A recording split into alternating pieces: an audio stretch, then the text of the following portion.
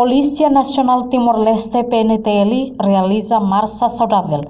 No dar parte a atividade celebra aniversário PNTL Badala Ruano Loresintolu. Marcha Saudável husi Polícia Nacional Timor-Leste realiza sábado lorong Ruano Loresin 5, bulan Março tinang rihung rua Ruano Loresintolu.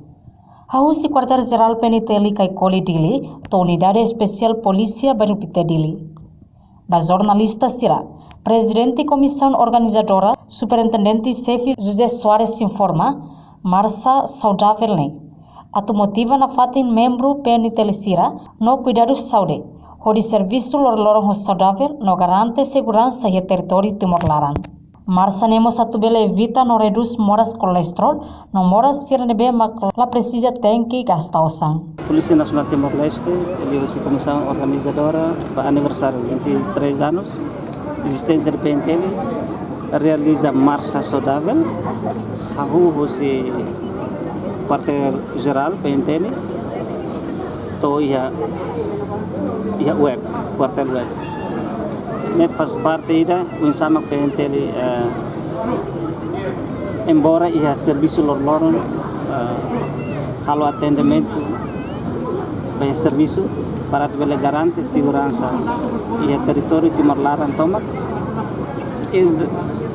e da lavalo haluhan tia unsama atau bela cuida serviço saúde rasik itara ia implicação by saúde PNTL sira o Hanoi ni dane magita halo Marcha Saudável atau ne bela reduz colesterol.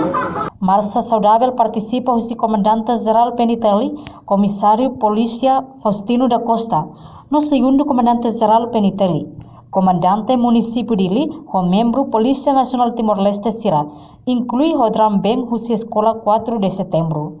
Reportagem Celeste de Jesus, Melanie Conceição, Televisão Timor Post.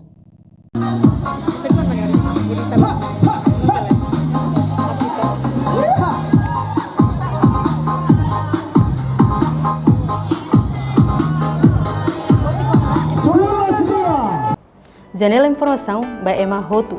Atu reta informação atual dia clio kita haluha haneham botão subscribe, like, halo comentário no faz tutang ba mídia social Hotu.